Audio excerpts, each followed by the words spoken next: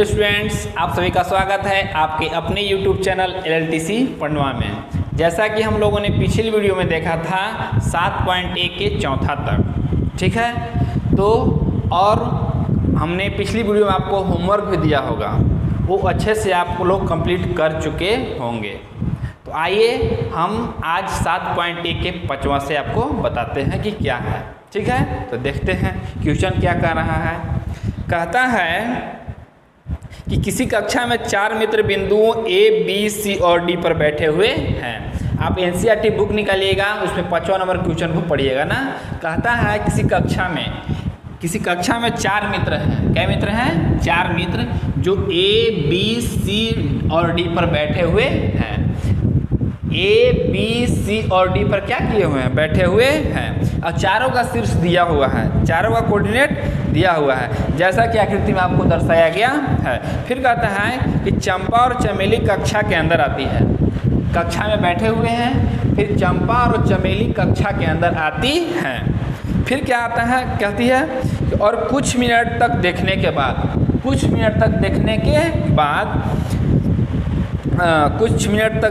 के बाद चंपा चमेली से पूछती है।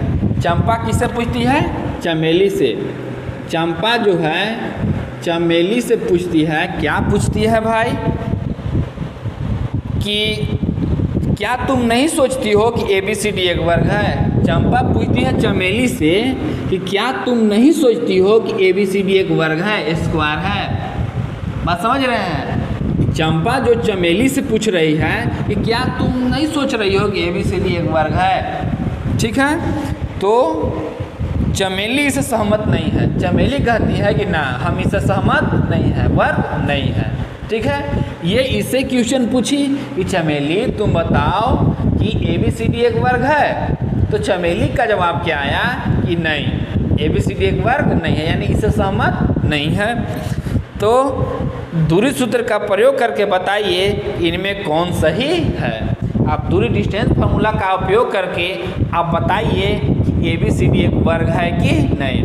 तो चंपा का कहना है कि ABCD एक वर्ग है। चंपा का कहना है कि ABCD क्या है? वर्ग है। और चमेली का कहना है कि ABCD एक वर्ग नहीं है। तो कैसे भाई हम दोनों को सही कहेंगे? जब इसको सॉल्व करके हम जान जाएंगे, इसको अच्छे से बना लेंगे, यानी वर्ग आ जाएगा, तो कौन सही हो जाएगी? चंपा सही हो जाएगी। और वर्ग नहीं आया तो कौन सहमत हो जाएगी? चमेली सही हो जाएगी। अब आइए देखते हैं क्वेश्चन क्या कहता है। अब रही बात कि वर्ग स्क्वायर के लिए कंडीशन क्या है भाई? कंडीशन क्या है स्क्वायर के लिए?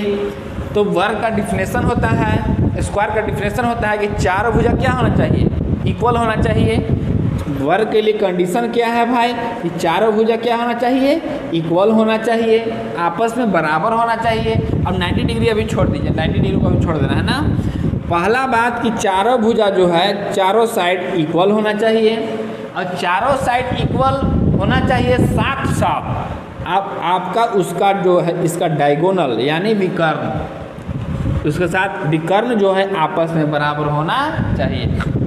अब कहिएगा कि ये भाई समचतुर्भुज भी तो है, समचतुर्भुज में भी तो चारों भुजा इक्वल होता है, लेकिन उसमें विकर्ण बराबर नहीं होता है।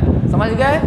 तो रही बात कि वर्ग के लिए कंडीशन क्या है कि मान लेते हैं ABCD ना, यानी पहला बात कि आपको चारों भुजा यानी AB = BC = CD = AD आना चाहिए, आपस में बराबर चारों आना चाहिए। और इसका जो डायगोनल है, विकर्ण है, आपस में बराबर आना चाहिए, न कि इसके साथ। यानी AC = क्या आना चाहिए? BD आना चाहिए।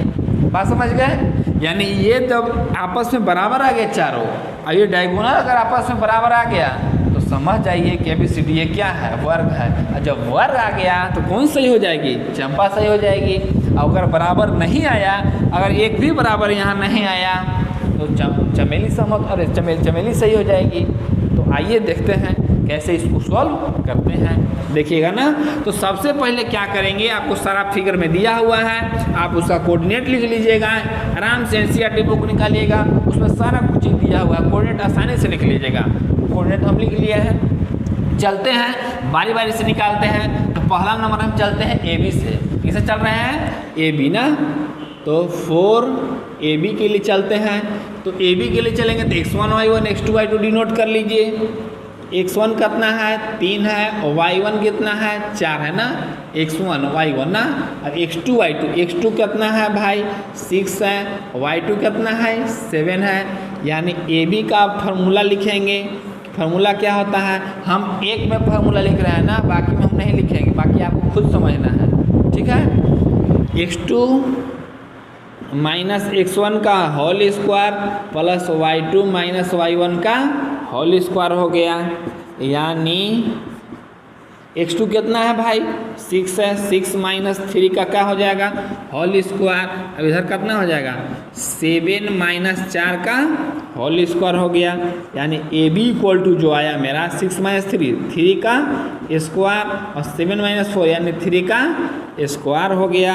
यानी ए बी इक्वल टू जो मेरा आया 3 तिहाई 9, इन 3 दूनी 6 नहीं करना है, 3 तिहाई 9 और 3 तिहाई 9 हो गया। यानी ए बी इक्वल टू जो मेरा आया 9 9 18 आ गया। अब इसको रूट तोड़ दीजिए। 18 को आप अगर तोड़िएगा तो 18 का आपका क्लियर पूरा वर्गमूल नहीं निकलेगा। तो अभाज्य गुणनखंड कर लेते हैं। तो 3 से कीजिए तो 2 से काट दीजिएगा, 2 9 18, फिर 3 से काटिए 3 तिहाई 9, यानी 2 गुने 3 लिख सकते हैं। अब रही बात वर्गमूल निकालने के लिए, तो इसका जोड़ा लग रहा है तो जोड़ा बाहर निकल जाता है, और जिसका नहीं लगता है वो क्या में रहता है रूट में ही रहता है। समझ गए। यानी कहने का मतलब 3√2, यानी कहने का मतलब इसका कितना आ गया 3√2 यूनिट आ गया। अब चलते हैं किसका निकालें, अब BC का निकालते हैं। किसका BC का ना 4BC, ठीक है। अब वो देखिएगा ना x1 कितना है 6 है, y1 कितना है 7 है, x2 कितना है 9 है और y2 कितना है 4 ना 9 4। चलिए BC का डिस्टेंस निकालते हैं। अब हम फार्मूला नहीं लिखेंगे ना, आप लोग खुद समझिएगा। तो x2 माइनस x1 का होल यानी 9 माइनस 6 का whole square, y2 minus y1 यानी 4 माइनस 7 का होल स्क्वायर। यानी BC इक्वल टू हो गया 9 माइनस 6 यानी 3 का होल स्क्वायर, 4 माइनस 7 माइनस 3 का, यानी बड़ा माइनस में छोटा प्लस में। इस सब चीज़ का खास ध्यान रखना है ना, तो गलती तुरंत हो जाएगा। 3 तिहाई 9 और माइनस का स्क्वायर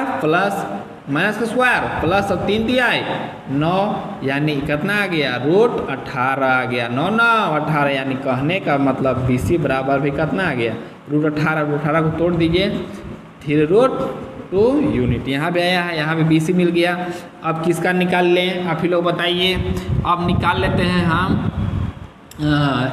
DC का निकालते हैं ना।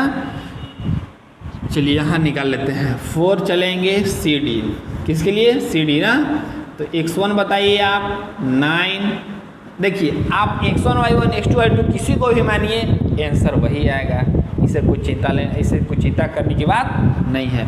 y1 कितना है 4, x2 6 और y2 कितना है 1 है। यानी CD बराबर फार्मूला होता है वही formula, distance formula 6 minus 9 x2 minus x1, 6 minus 9 का स्क्वायर प्लस 1 माइनस 4 का स्क्वायर। यानी CD इक्वल टू आ गया 6 माइनस 9 माइनस 3, तो माइनस 3 का whole square plus 1 minus 4 minus 3 का होल स्क्वायर। माइनस ज़्यादा आ रहा है तो टेंशन नहीं ले रहे हैं, कोई दिक्कत नहीं है। माइनस का स्क्वायर प्लस 3 तिहाई 9, माइनस का स्क्वायर प्लस 3 तिहाई 9। CD इक्वल टू कितना आ गया 18, यानी कहने का मतलब 3√2, यानी कहने का मतलब ये 3 को सही आया है, E सही आ गया, ये तीनों आपस में क्या आया है बराबर आया है। अब हमको AD चाहिए तो थोड़ा देख लीजिएगा, याद रखिए AB का वैल्यू 3√2 आया है ना। अब किसके लिए चलें, अब चल रहे हैं हम AD के लिए।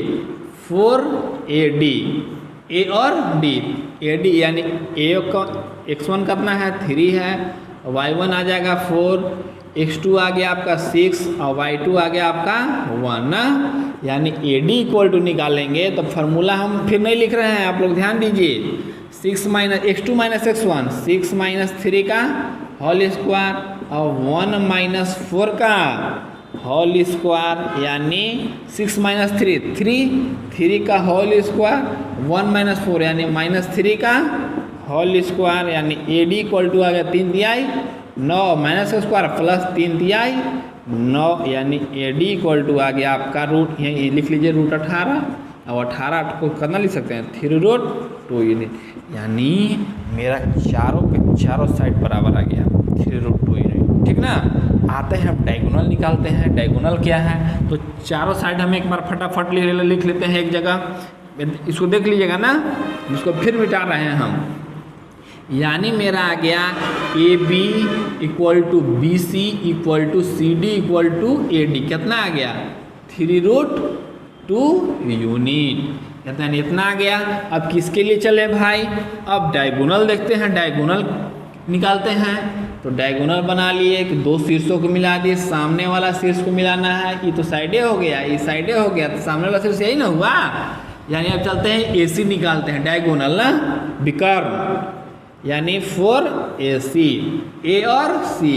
x1 कितना है 3 है, y1 कितना है 4, x2 कितना है 9 और y2 है 4।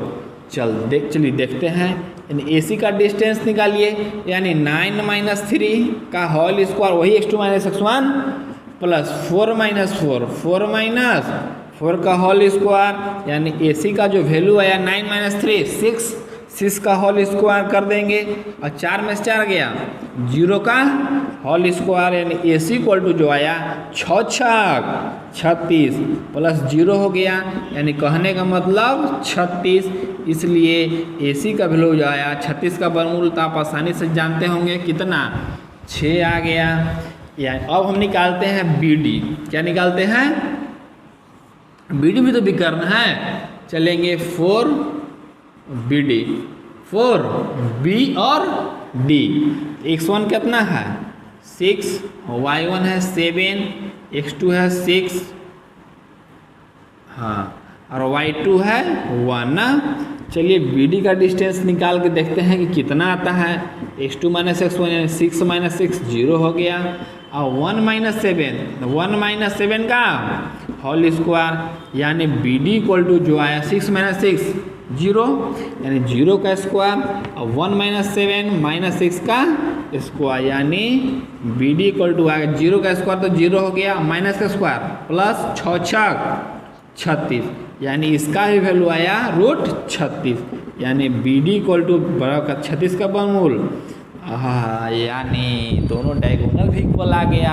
हमने कहा था कि अगर चारों साइड आपस में इक्वल और डायगोनल आपस में इक्वल अगर आ जाए तो हम समझेंगे कि वह क्या है स्क्वायर है, वर्ग है। ठीक है, तो यहाँ लिखते हैं क्या आ गया भाई, यानी AC इक्वल टू का आ गया BD, यानी कितना आ गया 6 यूनिट। और जब वहाँ क्या कहा था कि चंपा का कहना था कि आप तुम नहीं सोचती हो कि ABCD एक वर्ग है, यानी चंपा कह रही थी कि ABCD एक वर्ग है, और चमेली का कहना था कि नहीं तुमसे हम सहमत नहीं है, ABCD एक वर्ग नहीं है। तो बताइए ABCD एक तो क्या आ गया वर्ग आ गया, कौन सही हुई चंपा सही हुई। लास्ट में लिखेंगे चंपा इज राइट, यानी इसलिए चंपा सही है।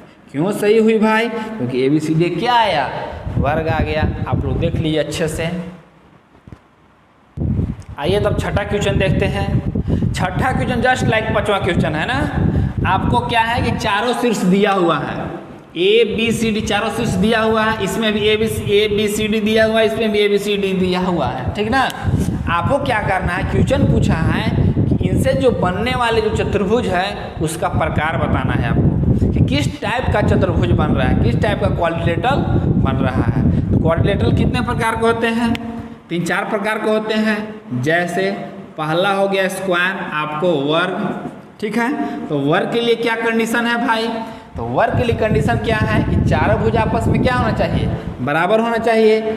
चारों भुजा ना, चारों भुजा क्या होना चाहिए बराबर होना चाहिए आपस में, प्लस क्या होना चाहिए आपस में विकर्ण क्या होना चाहिए बराबर होना चाहिए। यानी विकर्ण भी आपस में बराबर होना चाहिए, आपस में क्या होना चाहिए बराबर होना चाहिए। क्या क्या होना चाहिए आपस में, चारों भुजा आपस में बराबर। ये जो बराबर है हमने लिखे हैं, बराबर थोड़ा टेंशन है क्योंकि जगह ज़्यादा ले लेगा। चारों भुजा बराबर आपस में आना चाहिए, प्लस क्या आना चाहिए विकर्ण भी आपस में क्या आना चाहिए बराबर आना चाहिए। दूसरा क्या है, रेक्टेंगल। रेक्टेंगल यानी आयत के में क्या कंडीशन होता है, आयत में क्या कंडीशन होता है कि देखिए थोड़ा सा फिगर बना रहे हैं आपको। आयत में कंडीशन क्या होता है कि आमने सामने के साइड इक्वल होता है। ध्यान दीजिएगा, रेक्टेंगल में आयत में क्या होता है, पढ़े होंगे आप लोग बच्चा क्लास में, कि वैसा चतुर्भुज जिसकी आमने सामने की भुजा बराबर हो और प्रत्येक कोण क्या हो, 90 डिग्री हो। लेकिन कोण का यहाँ बात नहीं करना है ना, तो क्या आना चाहिए, आमने सामने की भुजा बराबर आना चाहिए और इसका डायगोनल जो है, इसका विकर्ण है, आपस में बराबर होता है। अब एक साथ मैच कर रहा है, ये तो चारों भुजा बराबर होना चाहिए आपस में। लेकिन इसमें क्या है कि आपस में बराबर नहीं, आमने सामने की भुजा बराबर, समझ रहे हैं। यानी आयत में क्या होना चाहिए, आमने सामने की भुजा क्या होना चाहिए, बराबर होना चाहिए। प्लस क्या होना चाहिए, विकर्ण भी आपस में बराबर होना चाहिए। क्या होना चाहिए, विकर्ण जो है आपस में बराबर होना चाहिए। एक जैसा है, विकर्ण जो है, अरे आमने सामने जो बराबर होना चाहिए, विकर्ण में आपस में क्या होना चाहिए, बराबर होना चाहिए ना। और तीसरा क्या है, पैरेललोग्राम यानी समांतर चतुर्भुज। समांतर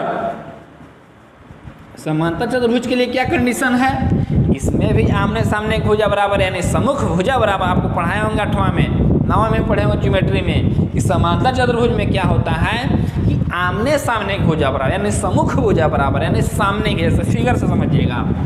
जैसे हम मान लेते हैं कि पैरेललोग्राम है, क्या है, पैरेललोग्राम है, यानी कहने का मतलब इसका सम्मुख देखिए, इसका सामने इधर ना आ रहा है कि नहीं आ रहा है, इधर आ रहा होगा, यानी सम्मुख भुजा यानी इक्वल, आमने सामने ये ना हुआ, प्लस में ये दोनों आपस में इक्वल आना चाहिए। बात समझ गए। यानी कहने का मतलब समांतर चतुर्भुज में जो है कि आमने सामने की भुजा क्या आना चाहिए, बराबर, लेकिन इसमें विकर्ण बराबर नहीं होता है। इसका प्रॉपर्टी है, इसका गुण है कि विकर्ण आपस में बराबर नहीं होते हैं। हाँ, विकर्ण परस्पर एक दूसरे को समविभाजित करते हैं, समझ गए ना। विकर्ण परस्पर एक दूसरे को क्या करते हैं, लंब समविभाजित करते हैं, लेकिन उससे कोई दिक्कत नहीं है, विकर्ण बराबर है कि नहीं, तो नहीं है, ठीक है। यानी कहने का मतलब कि सम्मुख भुजा बराबर, सम्मुख भुजा मतलब समझ रहे, वही आमने सामने, सम्मुख भुजा बराबर प्लस विकर्ण नहीं बराबर होना चाहिए, विकर्ण बराबर नहीं होना चाहिए, डायगोनल इक्वल नहीं होना चाहिए आपस में, ठीक है। चलते हैं आगे। चौथा केस क्या है, रोम्बस है। रोम्बस यानी इसका हिंदी होता है समचतुर्भुज। समचतुर्भुज, इसका प्रॉपर्टी, इसका गुण क्या कहता है, ये भाई इसका चारों साइड इक्वल होना चाहिए, चारों के चारों साइड इक्वल होना चाहिए। जैसे देखिएगा, हम आपको फिगर से समझा रहे हैं, जस्ट लाइक वर्ग ही जैसा है, लेकिन थोड़ा सा इसमें डिफरेंस है। क्या है, वर्ग में भी चारों भुजा बराबर, इसमें भी चारों भुजा बराबर, इसमें भी जो है चारों भुजा बराबर, लेकिन ये किस समचतुर्भुज कहता है कि इसमें विकर्ण बराबर नहीं होना चाहिए। देखिए तो इसमें विकर्ण भी आपस में बराबर था, लेकिन इसमें विकर्ण आपस में बराबर है नहीं है, इसलिए लिखेंगे कि चारों भुजा आपस में बराबर ना। प्लस में क्या है कि विकर्ण आपस में बराबर नहीं होना चाहिए, विकर्ण जो है आपस में बराबर नहीं होना चाहिए, नहीं बराबर, विकर्ण आपस में बराबर नहीं होना चाहिए।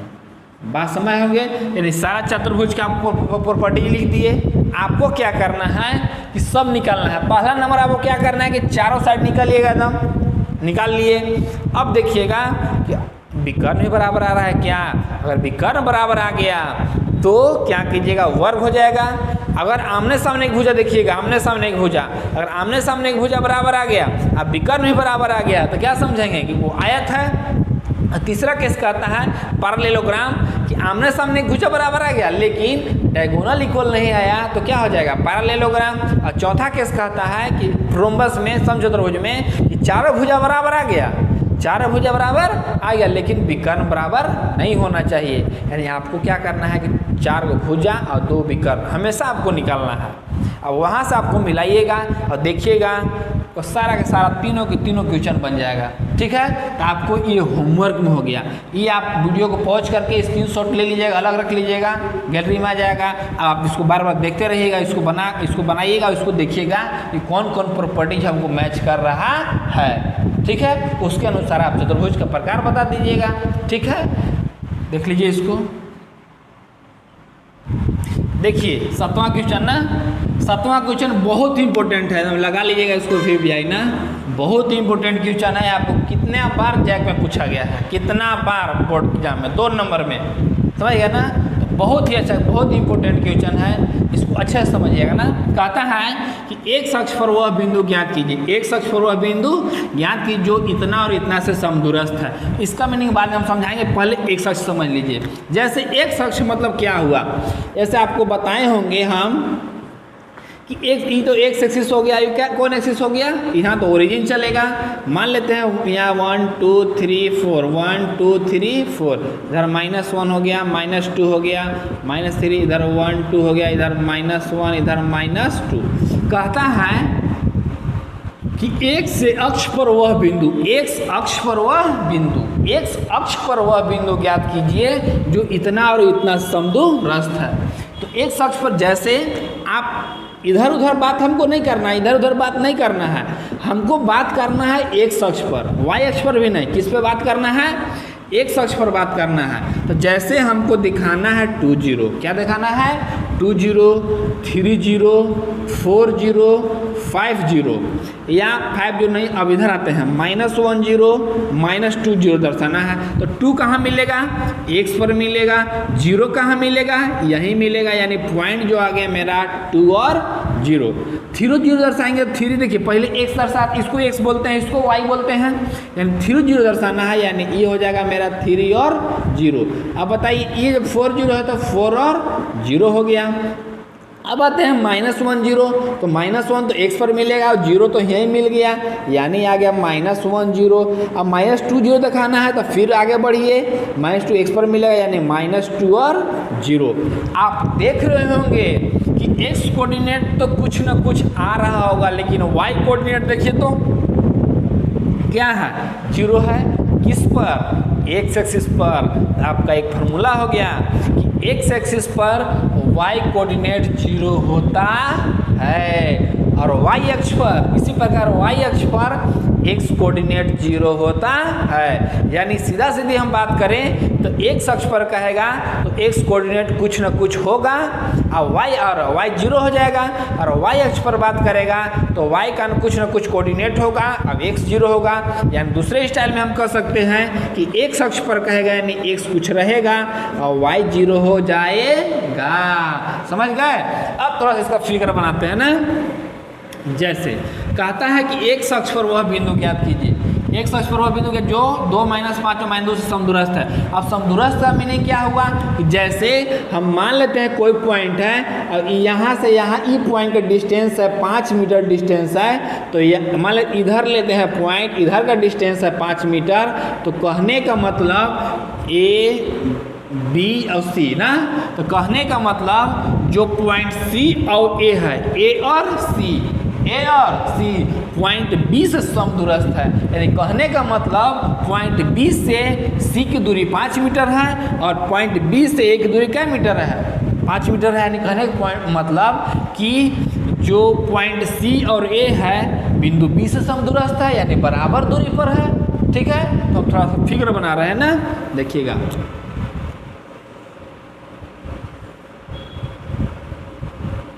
मान लेते हैं यही एक अक्ष पर वह बिंदु है, एक अक्ष पर 1 और 0 हो गया। अब मान लेते हैं पॉइंट A 2 -5 और B -2 9 से समदूरस्थ है ना। देखिए ये जो पॉइंट लिए P A से भी समदूरस्थ है और B से समदूरस्थ है। वही कहता है कि एक अक्ष पर वह बिंदु ज्ञात कीजिए जो इतना और इतना से क्या है, समदूरस्थ है, यानी ये दोनों का जो दूरी है आपस में क्या है, बराबर है इस पॉइंट से। ओके, चलिए थोड़ा यहाँ लिख लेते हैं ना। और हम बताए हैं आपको, इसको लिखने से पहले आपको दो बात लिखना है। तो दो बात क्या है भाई, एक बार सुन लीजिएगा कि माना कि बिंदु P(x0), माना कि बिंदु P(x0) बिंदु A 2-5 और बिंदु B -2-9 से क्या है, समदूरस्थ है। कोई दिक्कत? देखिए कैसे लिखेंगे, थोड़ा सा देखिएगा ना। देखिए दो बात क्या लिखते हैं, माना कि क्या लिखेंगे, माना कि बिंदु P(x0), माना कि बिंदु P(x0) बिंदुओं मतलब बिंदुओं का मतलब किसका हम जिक्र कर रहे हैं, ए और बी का जिक्र कर रहे हैं। बिंदुओं A 2-5 और B -2-9 से क्या है भाई, समदूरस्थ है। कोई दिक्कत? माना कि बिंदु P(x0) बिंदुओं A 2-5 और बिंदु B -2-9 से क्या है, समदूरस्थ, यानी कि बराबर दूरी पर। इसका समदूरस्थ का मीनिंग हुआ ये भाई, PA और PB का दूरी बराबर होगा। PA और PB का दूरी क्या होगा, बराबर होगा, कि बराबर दूरी पर है। इसलिए लिख सकते हैं हम क्या, PA बराबर PB। कोई दिक्कत? अच्छा ये बताइए कि PA का भी वैल्यू डिस्टेंस फार्मूला से रूट में आएगा, PB का भी वैल्यू डिस्टेंस फार्मूला से रूट में आएगा, तो क्यों ना हम स्क्वायर कर ले, क्योंकि रूट का झमेला खत्म हो जाएगा। तो स्क्वायर कर ले रहे हैं यहीं पे, स्क्वायरिंग ऑन बोथ साइड्स ना, दोनों तरफ वर्क करने पर, यानी मेरा लिख सकते हैं PA² बराबर क्या आ जाएगा, PB स्क्वायर ना, PA² बराबर। अब देखिए PA के लिए चल रहे हैं, थोड़ा सा फिगर में आराम से देखिएगा कैसे कैसे हम डिनोट कर रहे हैं PA के लिए। इसको हम मान लिए x1 y1, PA के लिए भी समझिएगा ना, ध्यान दीजिएगा इस पर। x1 y1 मान लिए, इसको मान लेते हैं x2 और y2। चलिए तो फार्मूला एक बार लिख लें, कि आप लोग लिखिएगा, लिख दे रहे हैं ना तो आप लोग घबरा जाइएगा। x2 - x1 का, अच्छा रूट तो ख़त्म ना हो गया, यानी x2 - x1 का whole square plus y2 - y1 का होल स्क्वायर। अब PB के लिए भी लिख ही लीजिए, क्या है ना, लिख लीजिए आप लोग, x2 - x1 का whole square plus y2 - y1 का होल स्क्वायर। चलिए आगे बढ़ते हैं। PA के लिए x2 क्या है भाई, PA के लिए x2 क्या है, तो x है, x1 क्या है, तो 2 है, स्क्वायर हो गया। और y2 क्या है, 0 है, माइनस तो फार्मूला में है, और y1 ऑलरेडी -5 है, स्क्वायर हो गया। चलिए PB के लिए आते हैं, P और B, तो ऑलरेडी x2 y2 मालूम है, इसको मान लेते हैं x1 y1 PB के लिए, इसके लिए PB। तो x2 - x1 यानी x2 मेरा क्या है, x है, माइनस तो फार्मूला में है, ध्यान दीजिएगा, और x1 का वैल्यू माइनस में है, तो -2 का होल स्क्वायर। चलिए y2 कितना है, 0 है, और y1 कितना है, 9, तो क्या हो जाएगा, स्क्वायर हो गया। चलते हैं आगे, देखिए a - b का होल स्क्वायर, तो a की जगह पर x है और b की जगह पर 2, तो a - b का होल स्क्वायर यानी a² - 2, a की जगह पर x और b की जगह पर 2, AB प्लस क्या होता है, B², तो B की जगह पर 2 का स्क्वायर हो गया। समझिएगा ध्यान से ना, A² - 2 फार्मूला में होता है AB, 2AB प्लस B², तो 2 का स्क्वायर हो गया, प्लस 0 - प्लस 5, यानी 0 + 5 का होल स्क्वायर हो गया। चलिए आगे बढ़ते हैं। x माइनस कितना हो गया, +2 ना, x - +2, तो a + b का होल स्क्वायर क्या आ गया, a + b का, यानी x + 2 का होल, एक स्टेप और लिख लेते हैं, प्लस 0 - 9 यानी -9 का क्या हो जाएगा, होल स्क्वायर। चलिए इधर x² हो गया, 2 दूनी 4x और 2 का स्क्वायर 4 आ गया। और चलिए 0 5 जोड़िए, 5 × 5 = 25 हो गया। ए प्लस बी का होल स्क्वायर तोड़िए, तो डायरेक्ट हम तोड़ रहे हैं ना, ए स्क्वायर प्लस 2ab, तो 2 एक जगह पर एक, सब बी के जगह पर 2 प्लस बी स्क्वायर, तो 2 का स्क्वायर हो जाएगा और प्लस माइनस का स्क्वायर प्लस हो गया और 9 81 हो गया। ये बताइए कि एक्स स्क्वायर खत्म हो जाएगा का? आपको तो नहीं समझ में आया कैसे खत्म हुआ, तो ये सर बताइए फिर से। तो एक्स स्क्वायर इसको इधर लाते तो माइनस एक्स स्क्वायर आ जाता, ये भी क्या हो जाता, खत्म हो जाता है। चलिए अब यहाँ देखिएगा ना, अब इधर देखिएगा थोड़ा सा। अब बचा -4x, इधर बच गया आपका -4x प्लस 4 भी कटेगा, लेकिन अभी छोड़ दीजिए, प्लस 25 और 4 का कर दीजिए 29 कर दिए बराबर ना। इधर का 2 दूनी 4x और 2 दूनी 4 प्लस कितना आ गया 81। चलिए -4x इसको इधर ले लाइए, चलो तुम उधर चलो, प्लस में है तो काम आ जाएगा, -4x हो गया। अब का चलो भाई तुम 29 उधर चलो, यानी 81 और 4 इधर करना हो जाएगा 85, अब इसको उधर ले जाइए तो माइनस में चला गया, यानी -4x और -4x -8x, अब 50 15 में 9 गया 6, 7 में से 2 गया 5, इसलिए अगर s का वैल्यू निकालेंगे तो 56 बटा कितना आ गया -8, यानी 8 7 56 माइनस ऊपर लेगा ना, x बराबर कितना आ गया -7। इसलिए कहा था कि x अक्ष पर वह बिंदु, क्या कहा था, x अक्ष पर वह बिंदु, इसलिए x अक्ष पर वह बिंदु, x अक्ष पर वह बिंदु क्या माने, x0 क्या माने थे, यानी x का वैल्यू कितना है -7 आप लोग अच्छी तरह से देख लीजिए, इसको समझिएगा, इसको देख लीजिए। तो आपका होमवर्क हो गया 5वां 6ठा और 7वां, 6ठा में 3 को और 7वां, 5वां 6ठा और 7वां आप लोग बनाइएगा, और हमें उम्मीद है कि आप लोग सभी सब जो 5वां 6ठा 7वां है वो आप कंप्लीट कर लीजिएगा, अच्छे से कीजिएगा। फिर इतना बनाइएगा, फिर मिलते हैं नेक्स्ट वीडियो में, तब तक के लिए धन्यवाद।